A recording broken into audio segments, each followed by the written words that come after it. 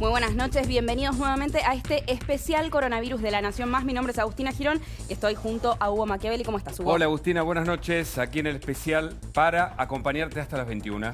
Así es, hoy vamos a tener muchos invitados. Por ejemplo, vamos a tener a Roberto Kachanowski, economista, que nos va a hablar justamente sobre la economía en tiempos de cuarentena. Vamos a hablar también con el doctor Santamarina, con todo lo que tenés que saber sobre los trucos caseros para poder enfrentar el COVID-19 en tu casa. También vamos a hablar con la diputada Graciela Ocaña y te vamos a contar una historia de una argentina que está encerrada nada más y nada menos que en un crucero fantasma. Pero vamos a estar en la calle también, Hugo. Claro, exactamente, Agustina, nos vamos a ir a la calle. Atención con la violación de la cuarentena. Atención porque se están decidiendo qué va a pasar con los mayores de 70 años. Finalmente el gobierno de la ciudad va a impedir que salgan, los multará. ¿Cómo será la aplicación de esta normativa? Pero nos vamos ahora a la calle para ver lo que está pasando. Javier Mozo está recorriendo la calle Corrientes. Seguramente ya está en contacto con nosotros. Hola Javier, buenas noches.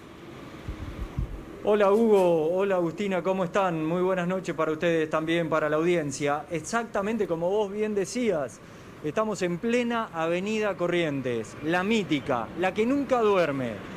Tan solo a una cuadra de lo que es Corrientes y Callao.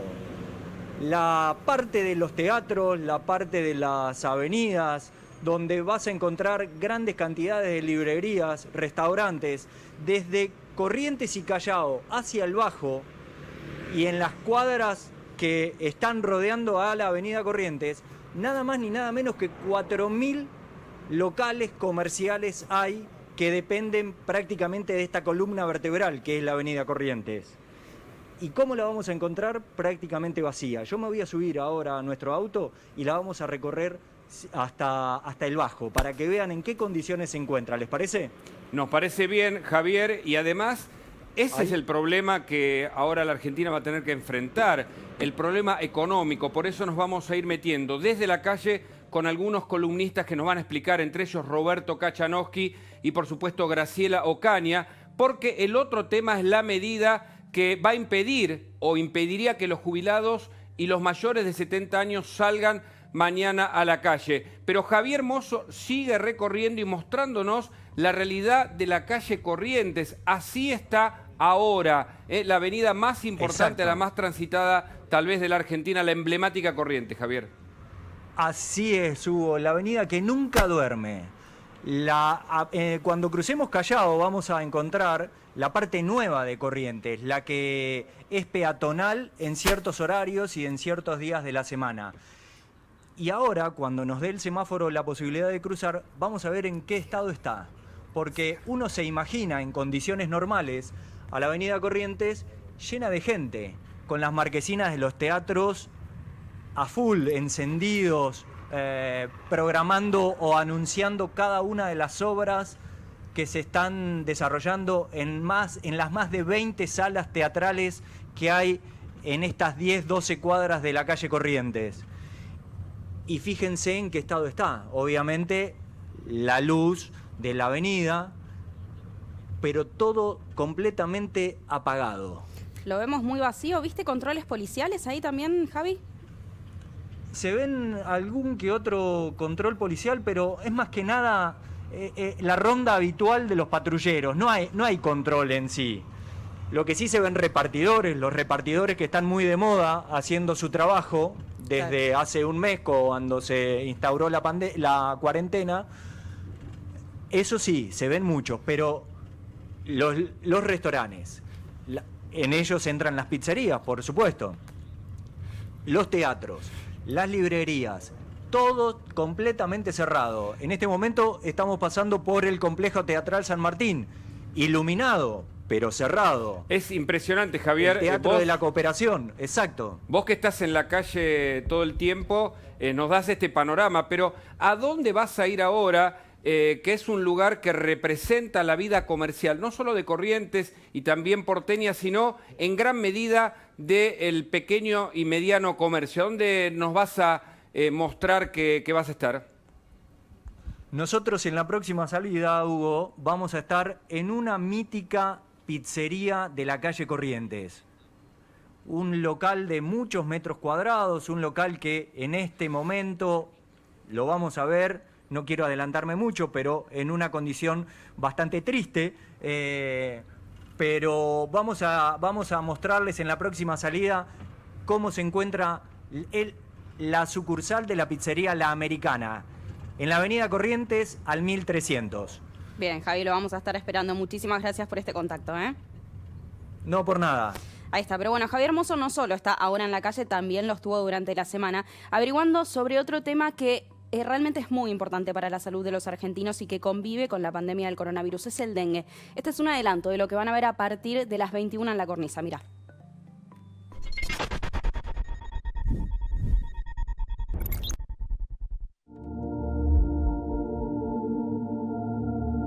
Esta es una zona donde se han encontrado varios casos de dengue aquí en La Plata, de un total de 21 que tienen hasta el momento. ¿Ya se detectaron casos de dengue aquí en este barrio, en el barrio de La Fábrica? En total, hasta hoy a la mañana llevábamos 21 casos detectados, 14 son importados, el resto son autóctonos. El dengue es una infección viral que necesita un vector, alguien en el medio, que es el mosquito Aedes. Sin mosquito, cuando uno no tiene un mosquito infectado, no tiene dengue. Llegué a tener 42,8 de fiebre. Cuando llego a la clínica estaba a punto de convulsionar ya. Yo me quería morir porque no quería seguir sufriendo, no soportaba ese dolor.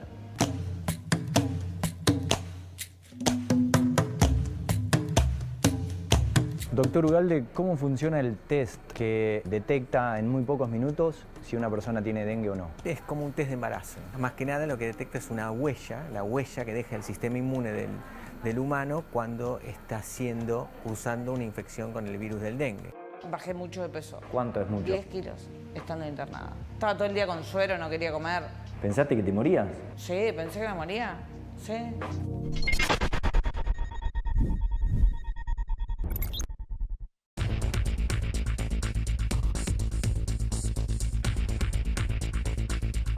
Seguimos en el especial coronavirus, esperando a Luis Majul en La Cornisa, un programón.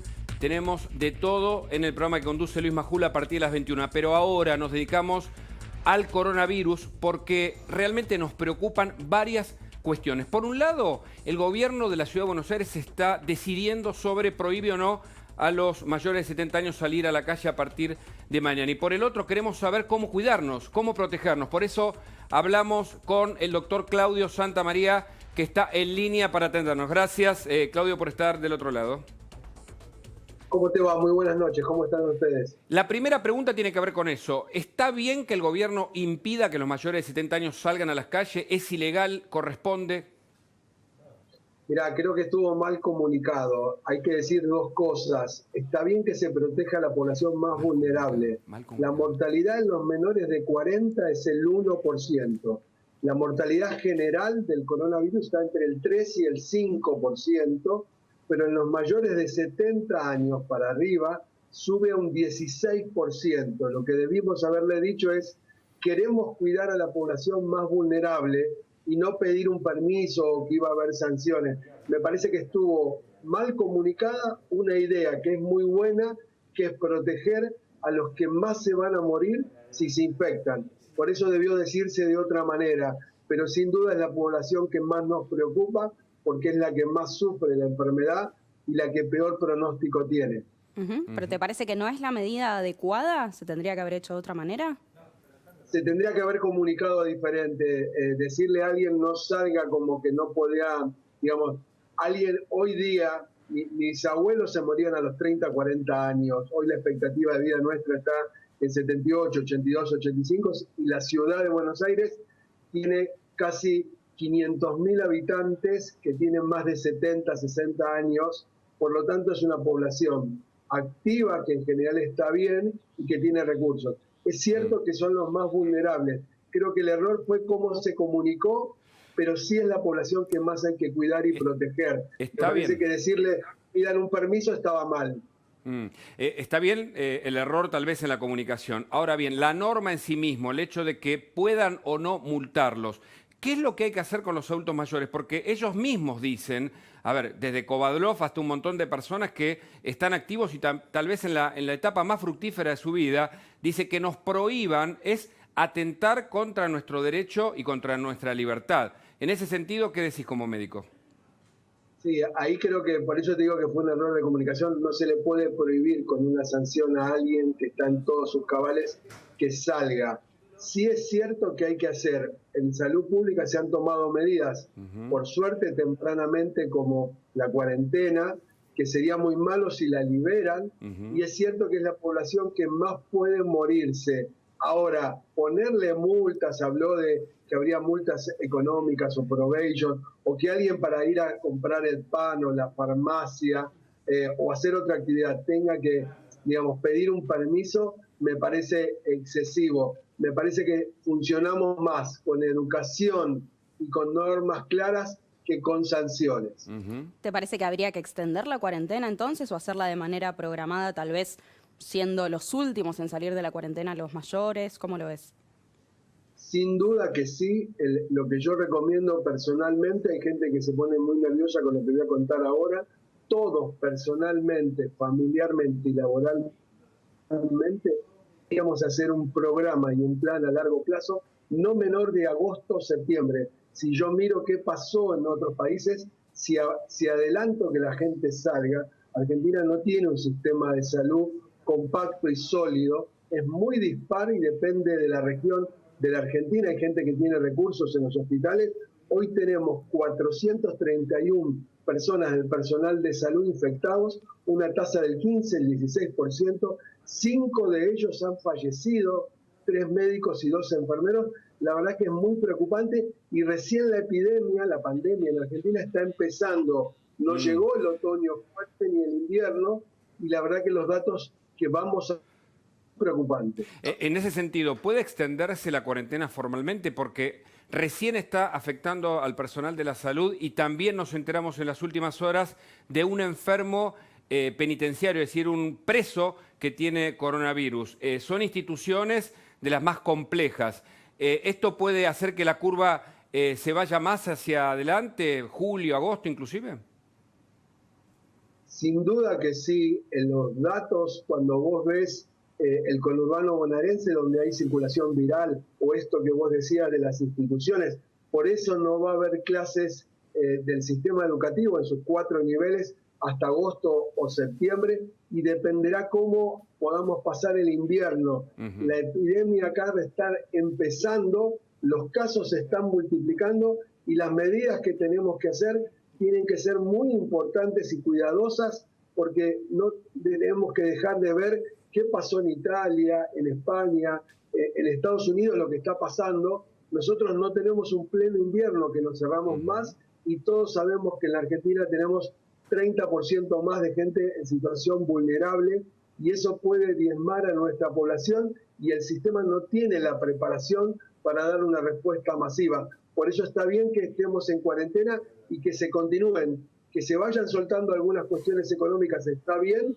pero tiene que ser muy cuidadoso porque no tenemos todos los recursos ni de salud ni de educación para responder a casos muy serios y muy graves en cantidad. Claro. Ahora, doctor, hay una realidad y es que, bueno, en nuestro país la parte económica es importante. Incluso en países como Estados Unidos, que se supone que es una economía fuerte, hubo más de 22 millones de personas que perdieron sus puestos de trabajo. ¿Ve alguna manera de poder continuar con los métodos de la cuarentena, pero que al mismo tiempo no sea tan fuerte el impacto en la economía? ¿Se puede hacer de una manera tal vez, digamos, separada por rubros? ¿Cómo lo ve? ¿Es posible hacer eso sin que afecte a la salud de los argentinos? La verdad que sí se puede hacer y hay que hacer protocolos. Te hago 2 ejemplos simples para ser rápidos por los tiempos de la televisión. En un comercio, si hay 2 empleados, amplío el turno de trabajo y hago que uno esté a la mañana y otro a la noche. En una empresa que haya 10 empleados, por decir, hago 4 turnos de 6 horas. Tengo que tener con un protocolo distancia social, barbijos y máscaras, y entonces las actividades pueden volver en la medida que conserve las normas claras de bioseguridad. Se puede poner en marcha, pero con protocolo. Si liberás el contagio, como vemos que pasó con los jubilados o en otros sectores, la verdad que las consecuencias las vamos a pagar muy caras. Y a propósito de eso, se habla de subregistros, es decir, de que los infectados no están registrados en su totalidad. Incluso algunos dicen que todavía los muertos, pero por razones de tiempo, no son bien registrados. ¿Es posible esto? Y a la vez, recién la curva crece ahora en la provincia de Buenos Aires, hace pocos días superó a la ciudad. ¿Qué puede pasar ahí? Mirá, dos cosas. Sin duda hay un subregistro por dos razones muy importantes. No tenemos test para todos. Estamos esperando una partida en una semana, 10 días. Se descentralizó lo del Malbrán, pero no tiene y no hay. Si cualquiera de nosotros se quiere hacer un test, yo mismo, si quiero saber si estoy infectado o tengo anticuerpos porque ya me infecté, no tengo dónde hacerlo. El Estado tiene el monopolio. No me gusta que un Estado tenga un monopolio porque no sé si me dice la verdad. Y vos sabés, y todos sabemos, porque han trascendido periodísticamente, digo, no son noticias falsas, de gente que se ha muerto, lo han enterrado, y el protocolo para enterrarlo, la noticia llegó después, y sin duda tenemos su registro, y oficialmente sabemos que hay circulación viral en Capital, en el Gran Buenos Aires, en Chaco, en Tierra del Fuego, en Río Negro, y en conglomerados en Santa Fe y Córdoba. Con lo cual, el virus está aumentando la circulación viral, llega al 20%, y se va a extender, y con el frío va a haber más contagios. Mario. Doctor, en este sentido, ¿no? En el de los test y justamente en el criterio que se debe utilizar para realizar los test, esta semana el gobierno amplió el criterio por el cual se considera que son casos sospechosos, ¿no? Por ejemplo, se agregó lo que es la falta de olfato, por ejemplo. ¿Qué le parece este tipo de cambios? ¿Va a ayudar? ¿No va a ayudar? ¿Qué opina? Eso era muy necesario, debió hacerse hace mucho tiempo. Hubo un subregistro, porque a mucha gente se la descartaba si no había viajado, por ejemplo. Ahora se agregó la falta de olfato, la falta de gusto, o tan solo tener 37,5 de temperatura, o algunos trastornos como dificultad para respirar. Me parece que ampliar ayuda a saber. Creo que igual tenemos pocos diagnósticos, estamos protegiendo poco al personal de salud. La tasa de infección en el personal de salud es muy grave, y mucha gente no toma conciencia que si la gente de terapia, de una guardia, se enferma, no tenemos gente de reemplazo. Y ustedes y yo y todos los que nos ven saben que nuestro sistema de salud es muy dispar y que tenemos lugares con buena atención y lugares donde no tenemos ni guantes ni barbijo para atender con dignidad y usar las normas de bioseguridad. Seguro. Doctor, muchísimas gracias por este tiempo y por haber hablado con nosotros. Muchas gracias a ustedes, muy buenas noches y a cuidarse. Ahí está, Gracias. A cuidarse y todos en casa. Muy bien, bueno, ahí estaba entonces el doctor con los consejos, ¿no? Para poder enfrentar este coronavirus. Pero quien sigue en la calle es Javier Mozo, que nos va a contar otro lado, ¿no? No solo el de la salubridad, sino también el impacto económico, ¿no? Lo que adelantábamos recién con el doctor. Javier, contanos, ¿dónde estás? Andy, salimos. Hola, Agus, nuevamente. Estamos en la avenida Corrientes al 1300. El obelisco allá al fondo se puede divisar y miren la tranquilidad, observen la tranquilidad de la avenida Corrientes a las 8:17 de la noche. Esto, recién hablábamos con Alejandro González, uno de los dueños de la pizzería La Americana, y nos decía, esto a esta hora revienta de gente, perdonando la expresión. Sí, sí. Es una imagen, Javier, que no estamos habituados a ver. Claramente, pocos mostraron la avenida Corrientes. Y la actividad de las pizzerías, la gente va al teatro, va al cine y va a las pizzerías. ¿A qué pizzería vamos a ir ahora? Vamos a entrar a la pizzería La Americana. Bien, una famosa Está desde el año pizzería. 1935, exactamente. Vamos a ingresar. También impactante, ¿no? Verla así toda tapiada casi, un domingo todo hasta tapiado, ahora, ¿no? Con papel blanco en la puerta y en las ventanas. Y observen lo que es por dentro. No hay nadie, claramente. Nadie, absolutamente vacío. Ahora, acá hay una capacidad de 180 mesas en el interior de la pizzería, en el interior del restaurante. Y es increíble verla así. Alejandro, buenas noches. Buenas noches. Gracias por recibirnos. No hay ningún problema. ¿Cómo están? ¿Cuál es la situación? Dura, muy crítica, muy dura. Muy dura. Calcula que nosotros, un día como hoy, tenemos que tener el local casi lleno, la avenida explotada. Venimos de aguantar lo que fue la obra de la avenida Corrientes y ahora nos encontramos con esto. otra vez esta realidad. Cuando se enteraron de la cuarentena, cuando se enteraron que había que cerrar, ¿qué pensaron? En principio, salud. Cerramos, ni lo dudamos, pensamos en los empleados, todos, cerramos las 3 sucursales que tenemos nosotros y después empezás a pensar que tenés que pagar los sueldos, que tenés que llegar, el gobierno autorizó hacer el delivery y bueno, decidimos hacer delivery, pero esta sucursal la mantuvimos cerrada, claro. Y la de 11 también. ¿Cuántas personas trabajan acá, Alejandro? Los está escuchando por las dudas, Alejandro, si le quieren hacer alguna pregunta, pero ¿cuántas personas trabajan acá? Particularmente en este local, 60 personas. ¿Y en los demás? En el otro 75 y en el otro 45. O sea, como 150 personas trabajando de esto, un poco más de 150 personas. Un poquito más.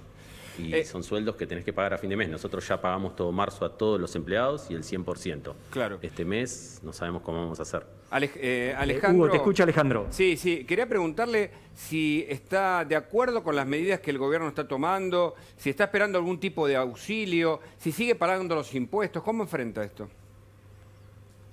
Nosotros pagamos como principio todos los sueldos, pagamos parte de los alquileres, que nosotros de los 3 locales 2 los alquilamos, de los impuestos pagamos hasta el mes pasado, todo, y este mes nada, lo que va de abril no pagamos porque no sabemos tampoco las medidas que va a haber. Claro. En realidad algunos están pagando el 80% del sueldo, el otro es el 70%, no está claro, no hay un mensaje claro. Entonces nosotros lo que hicimos es pagar los sueldos y esperar las medidas que dicte el gobierno. Esperar los auxilios de los bancos, todavía no nos llegó ninguno. Nosotros particularmente trabajamos con el Banco Francés y aprovecho para mandarles un mensaje a lo del Banco Francés, todavía nada. ¿Este particular lo alquilan, este local? Sí. ¿Han podido hablar con el propietario y que han llegado a algún acuerdo, algún arreglo? El propietario fue muy, no sé cómo decirlo, cómodo en esta situación y nos cobró la mitad del alquiler y después veremos cómo vamos para adelante. Un dato, chicos, al fondo, como se puede ver, el horno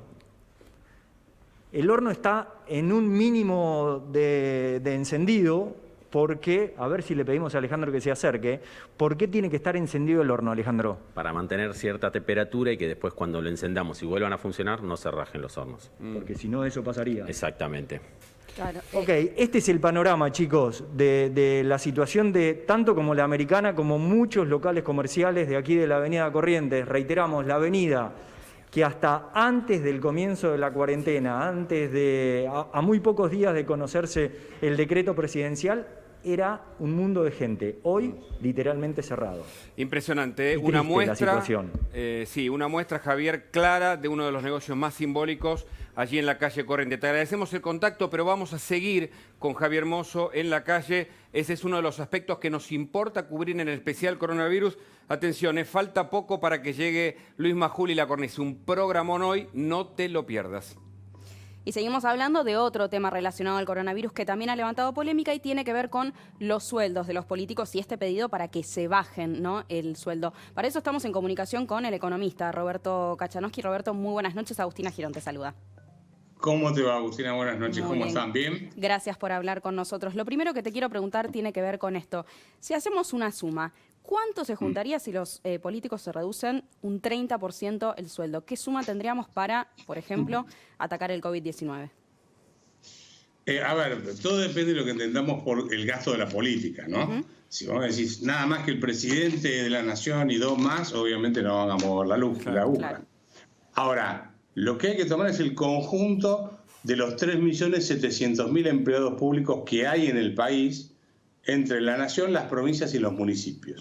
¿Correcto? Sí. Eso representa la masa salarial total de eso. Son más o menos el equivalente a 52.000 millones de dólares. ¿Cuánto? ¿Okay? ¿Cuánto? 52.000 millones de dólares. Un montón. Cuando vos sumás lo que le pagás al empleado público nacional, al empleado público provincial y al empleado público municipal. Empresas estatales, etc. Muy bien. Ahora, lo que yo digo es, hay que sacar de ahí, de esa lista, justo ayer estaba trabajando el dato más afinado, pero falta todavía algunos detalles, pero de todas formas les digo lo siguiente. Ustedes pueden sacar todo lo que es salud, todo lo que es educación, todo lo que es seguridad y todo lo que es Fuerzas Armadas. A eso no se le reduce nada. Y se supone que le bajamos un 20% a todos los empleados públicos de la Nación, las provincias y los municipios. Fíjense, ustedes recién estaban mostrando una pizzería que no tiene ingreso cero. Acá estoy diciendo 20%, nada más. Bueno, eso serían más o menos unos 8.000 millones de dólares, a un tipo de cambio de 100 serían 800.000 millones de pesos. Y ustedes recuerden que el paquete de ayuda que anunció el gobierno fue de 700.000 millones de pesos. Correcto. Sí, la plata está ahí. O sea que si los políticos y el Estado se reduce, se puede enfrentar y salir luego de esta pandemia de mejor manera. ¿Por qué no lo hace la clase política argentina, Kachanowski?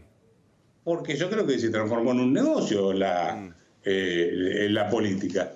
Lamentablemente se usa la política, el Estado, como un negocio personal. Y ustedes no se quieren tocar nada. Déjame que te dé algún dato más para que la gente tenga noción.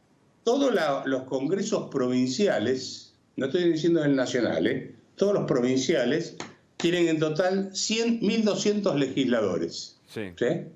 Provinciales estoy hablando.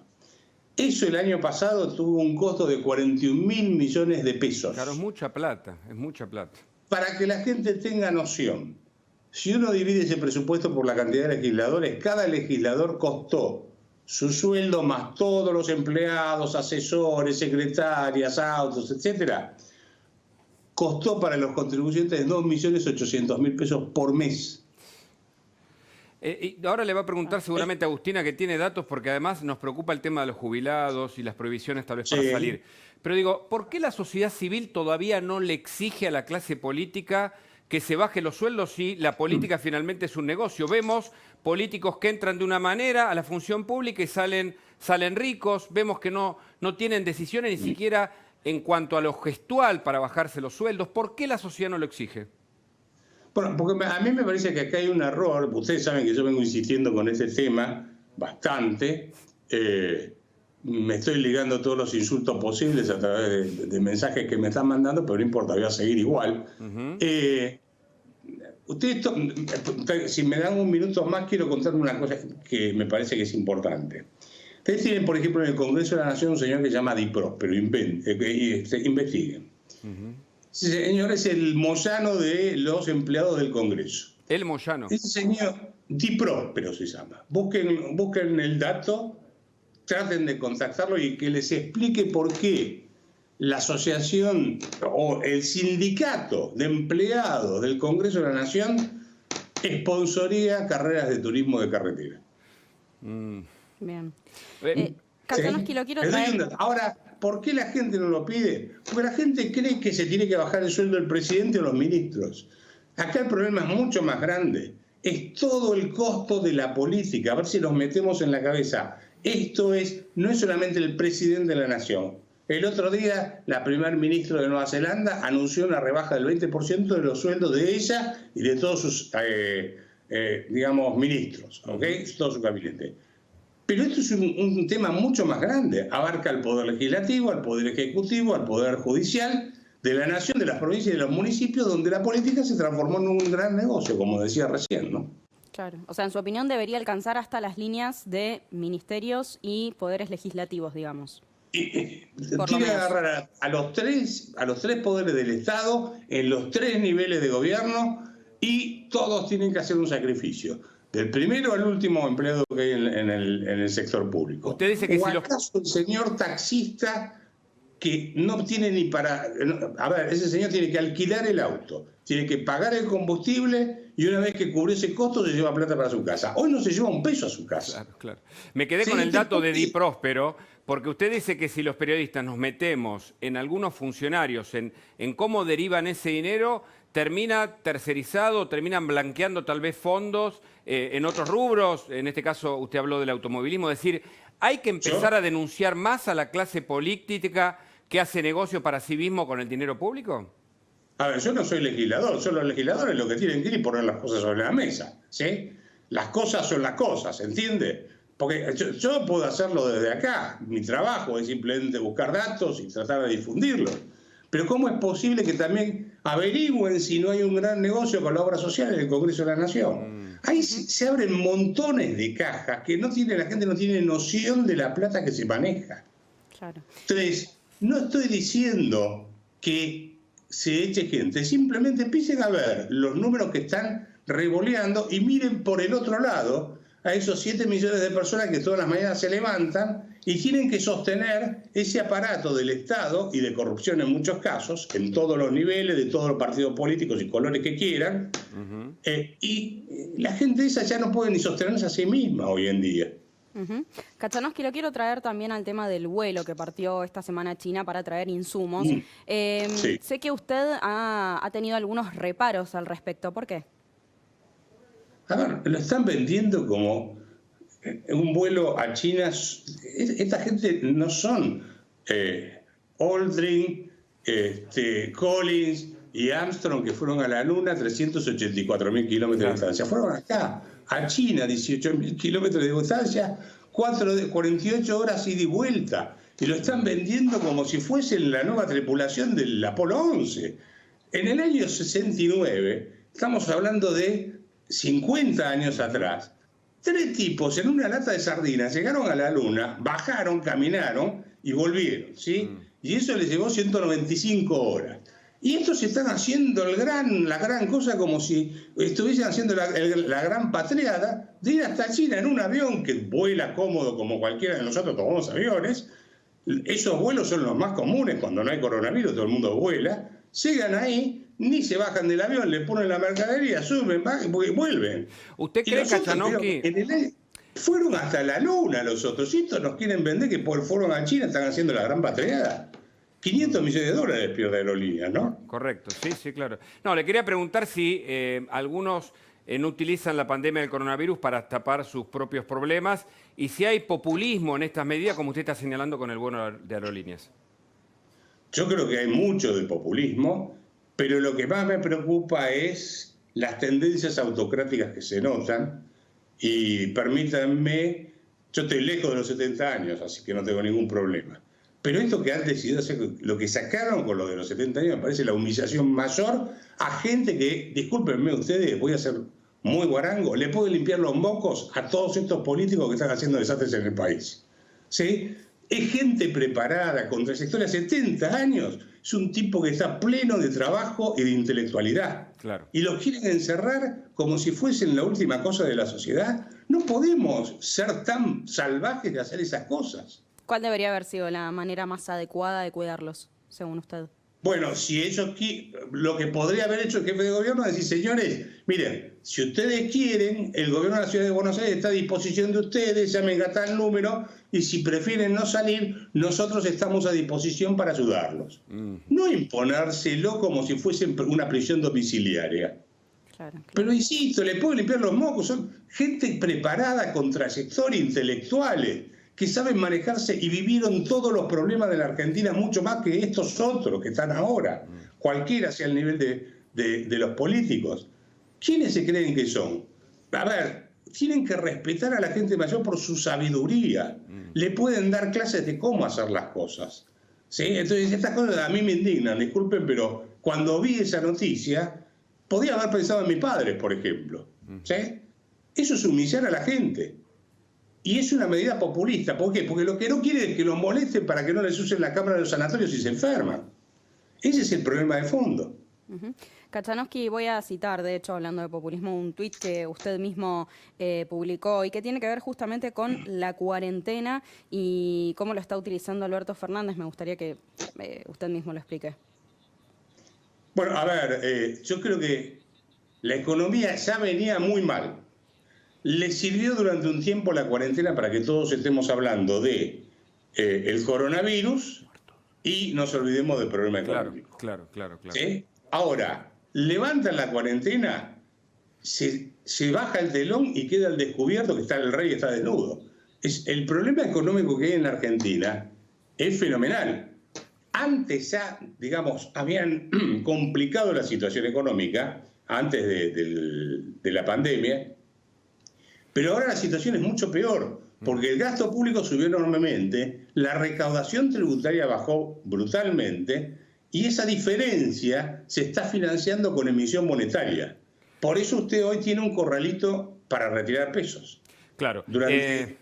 Está complicado, evidentemente, el panorama económico, los bonistas que están esperando su respuesta, pero permítame que le cuente un último momento. 102 nuevos casos, reiteramos, esta es información oficial del Ministerio de Salud, es en el parte de esta hora, el vespertino, sobre la situación de la pandemia del coronavirus. 102 nuevos infectados en la Argentina. Atención, datos de último momento, reiteramos, cifras oficiales, son 134 los muertos.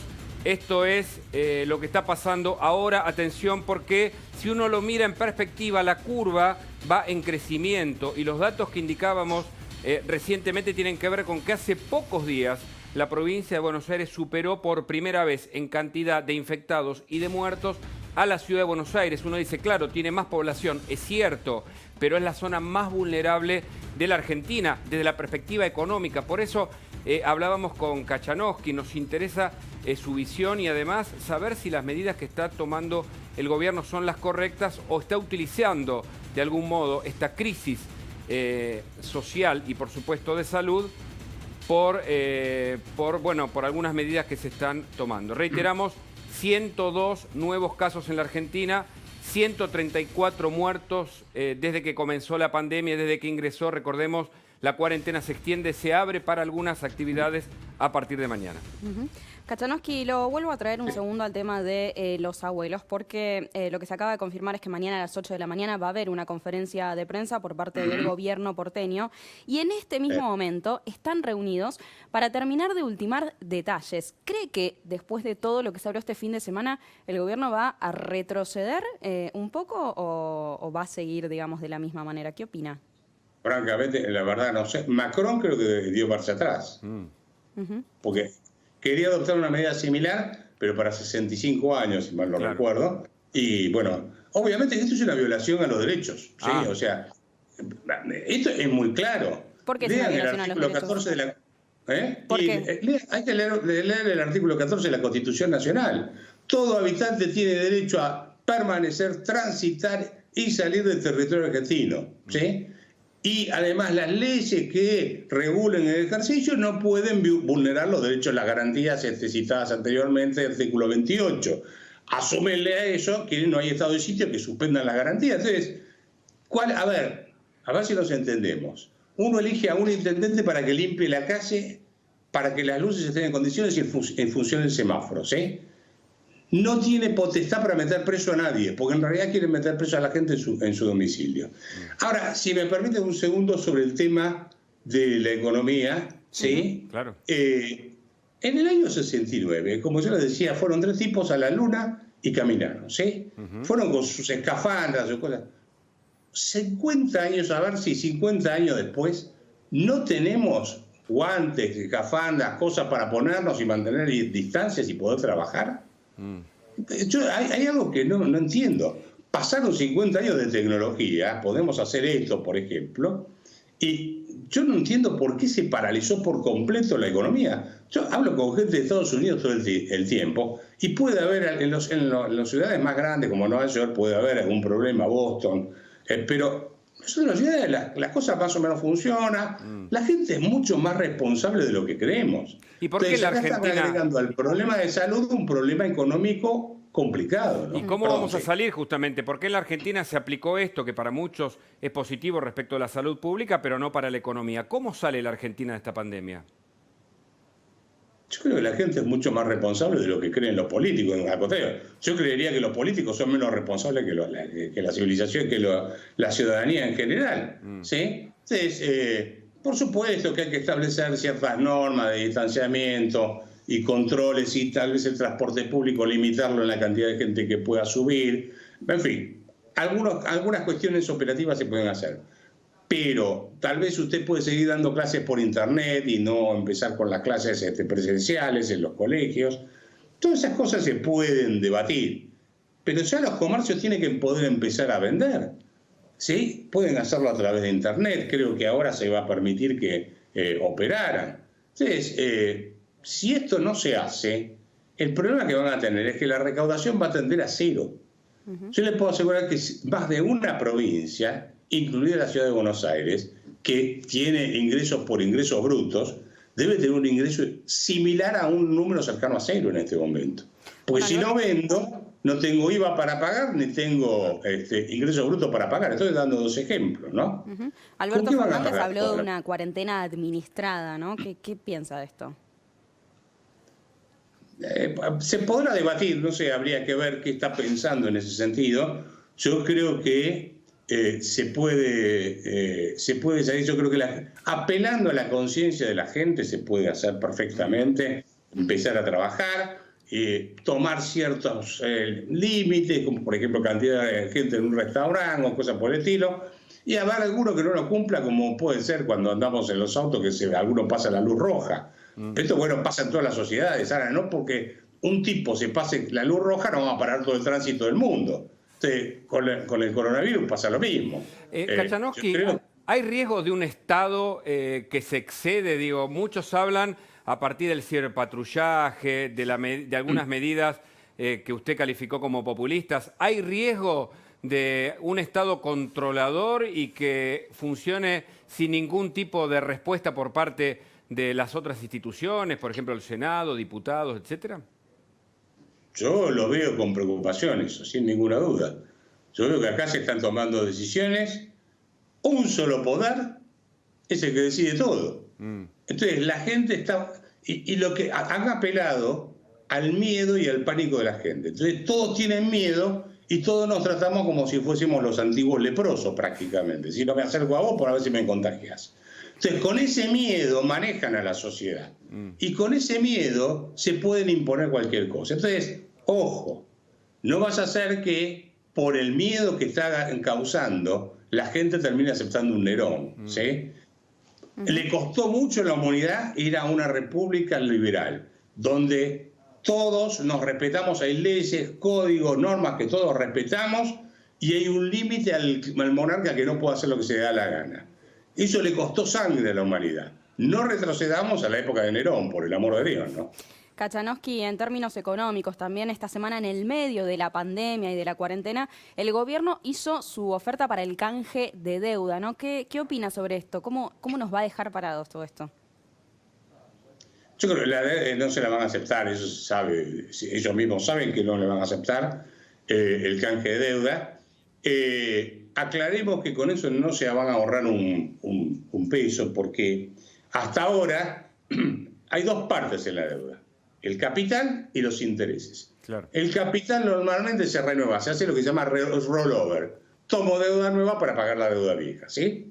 Los intereses se tienen que pagar con el superávit que se llama superávit primario.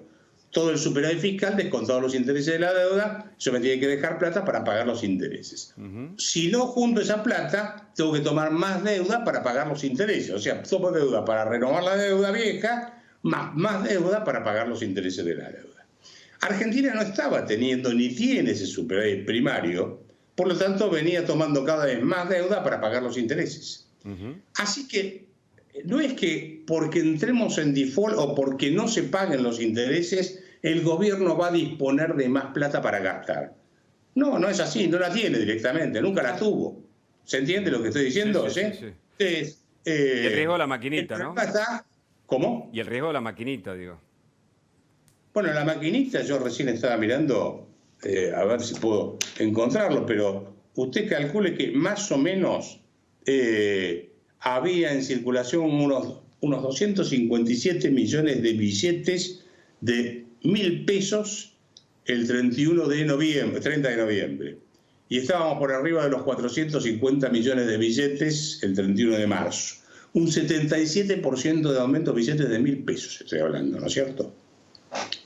Eso es una emisión fenomenal. Durante el mes de, los últimos 30 días, la cantidad de moneda en circulación aumentó un 40% aproximadamente, el número redondo. Es muchísimo. ¿Sí? Si tomamos un año, aumentó el 90%. Claro.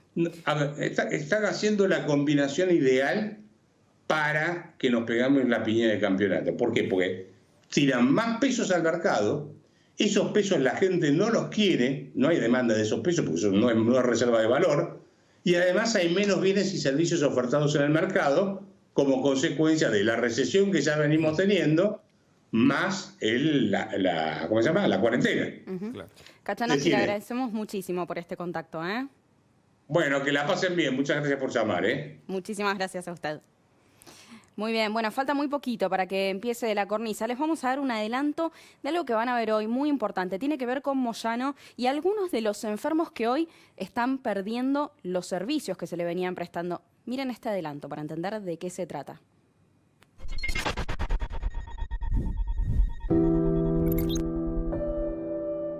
Jeremías, cuando tenía 1 año y medio, cayó en una pileta, tuvo asfixia por inmersión y desde ese entonces tiene internación domiciliaria. Hace unos días hemos recibido primero un llamado telefónico de la obra social de Camioneros diciéndonos que querían derivar a Jeremías a otro centro médico. Nosotros siempre tenemos que tener un cuidado especial con Jeremías porque él es una persona que tiene sus problemas en sus pulmones, entonces siempre estamos resguardados y ante todo cuidado contra él. En realidad es arrebatarlo de su familia, de sus afectos, de su vida.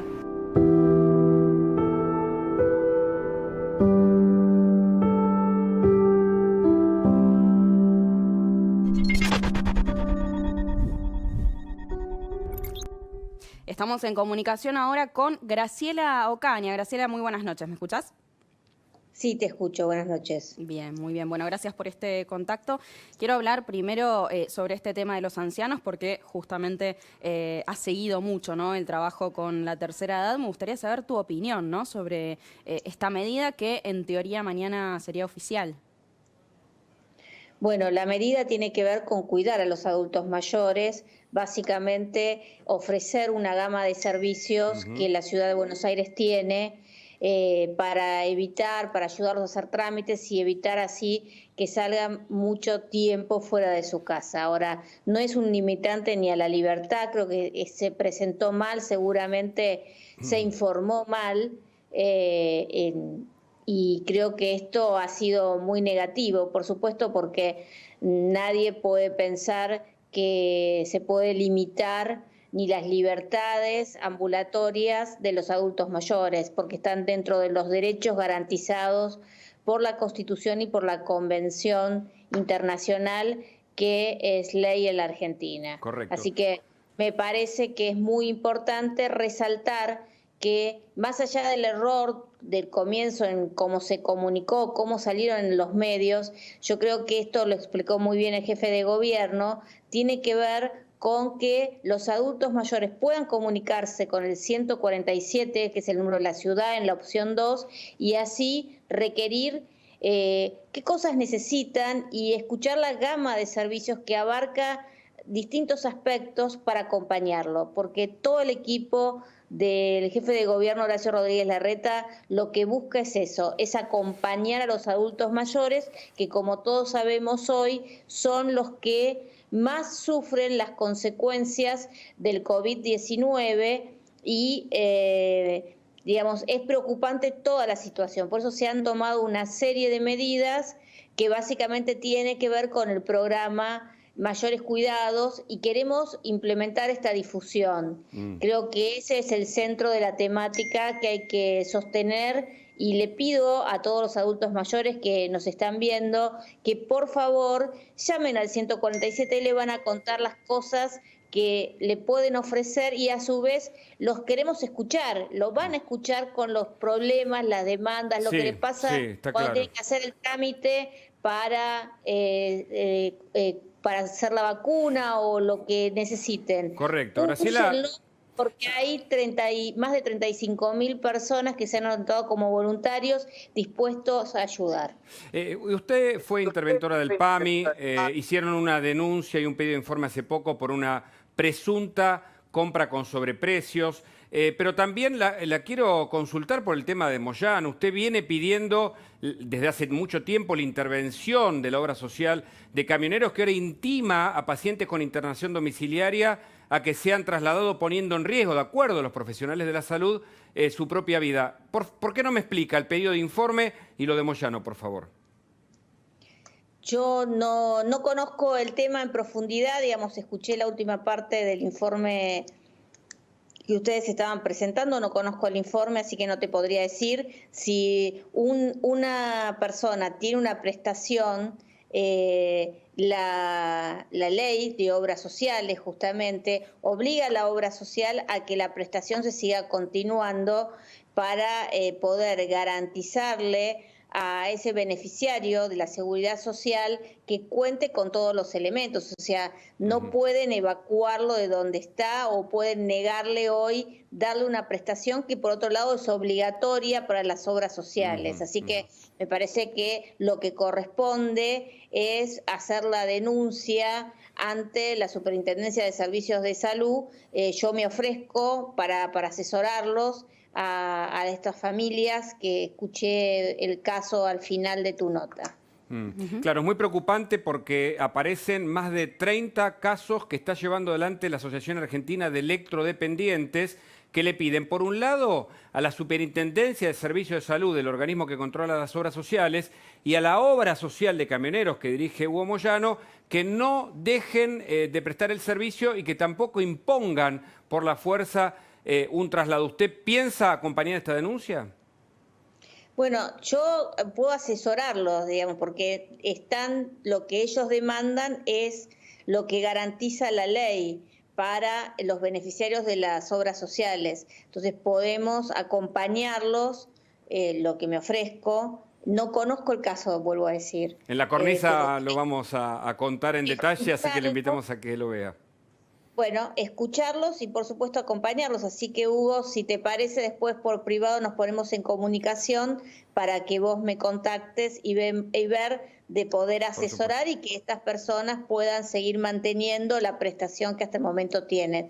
Porque sería muy grave, por lo que escuché de la paciente o del familiar, quitar esa prestación, digamos, se pone en riesgo la salud de ese beneficiario. Y la verdad es que en este momento las obras sociales están y tienen que cumplir un rol muy importante porque son uno de los garantes, junto al Estado, junto a las prepagas, de dar la cobertura de salud, no solamente las coberturas habituales, sino ante la pandemia, las situaciones que se puedan llevar adelante. Lamentablemente todavía hay cosas que no están resueltas, por ejemplo, en todo lo que tiene que ver con discapacidad, donde necesitamos que también haya claridad respecto de la cobertura de las prestaciones que las personas con capacidades diferentes necesitan, desde terapias hasta distintos tratamientos. ¿Está habiendo problemas con eso?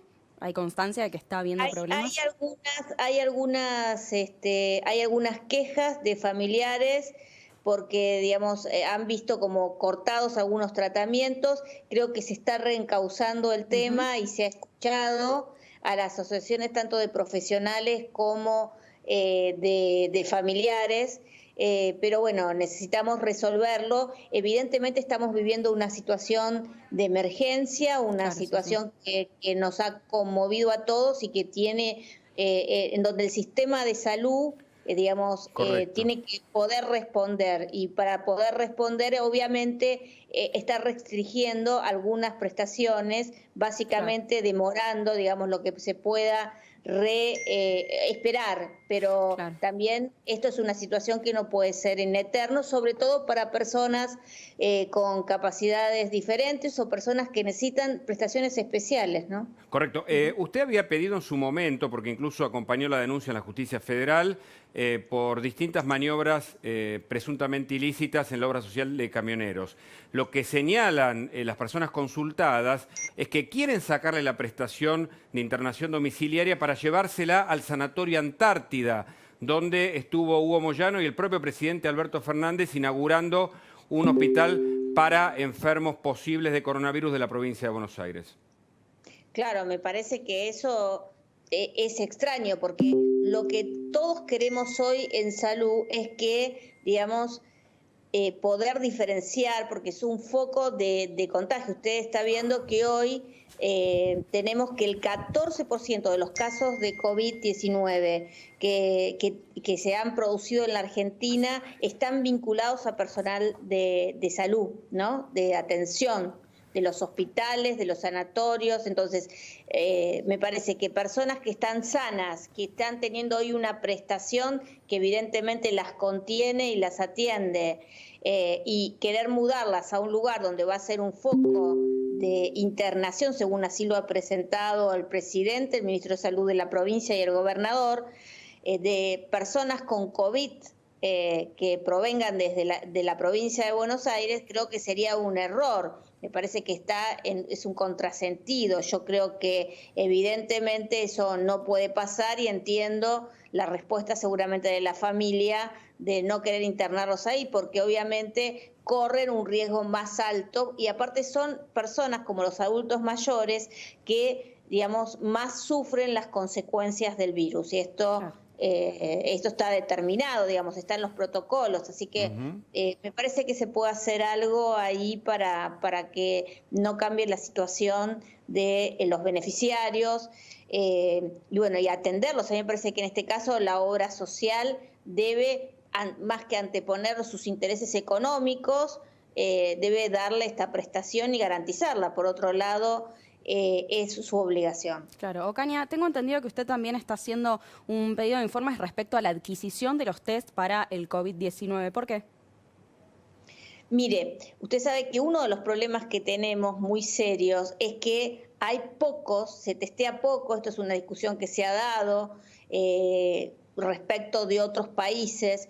Es cierto que hay una gran demanda sobre los test, y Argentina lamentablemente salió a aprovisionarse muy tarde. La cuarentena comenzó el día 20 de marzo y la compra de los primeros 50.000 kits, porque Argentina tenía solamente 4.000, fue el 21 de marzo. Ahora se ha autorizado a través de un giro de fondos desde la Jefatura de Gabinete al Ministerio de Salud y al organismo especializado, que es el Malbrana, a través de los institutos de la ANLIS, a comprar por valor de 1.100 millones de pesos reactivos y otros elementos para los laboratorios. Nuestra preocupación es que bajo una modalidad nueva, que es la de la resolución 409, digamos, hay una parte que es entendible, que seguimos hablando de una emergencia y una urgencia en el marco de una pandemia, pero lo que no se puede es plantear una compra de tal magnitud en 4 días, haciendo invitaciones directas a empresas, una parte de empresas que están anotadas en el ADMAT y que tienen capacidad de proveer este tipo de reactivos, y otras empresas que no sabemos por qué también se las incluyó y se las ha invitado. Y lo que vemos con preocupación es que de esos 4 días, 2 eran 2 días feriados. Claro. Entonces, 2 días están decidiendo una compra que ni siquiera fue publicada. Nosotros nos enteramos por una nota periodística y hemos pedido una serie de... O sea, hemos pedido todos los antecedentes de esta compra, porque nos parece, junto a otros diputados de Juntos por el Cambio, que es importante que en este momento más que nunca haya mucha transparencia y mucha claridad. Con lo cual es probable que se venga otra denuncia, en este caso que se suma a otros sobreprecios y demás. Vamos a ver el material y fundamentalmente también, digamos, la preocupación que tenemos es que estos kits que son centrales lleguen lo antes posible. Por otro lado, también nos llamó la atención lo preguntamos, porque la entrega del material está fijado para, en algunos casos, por lo menos dice, entrega por 1 año. La verdad es que los kits y todos esos elementos se necesitan en forma urgente. Claro. Si es una compra a 1 año, me parece que se puede llamar una licitación pública nacional, internacional. Gracias, Ocaña. Le invitamos que se quede. Se viene Luis Majul, la cornisa. Nosotros nos quedamos, Agustina, porque es un programón a continuación aquí en La Nación Más. Buenos invitados y buenos informes. Hubo un placer. Igualmente. Nos encontramos la semana que viene. Claro.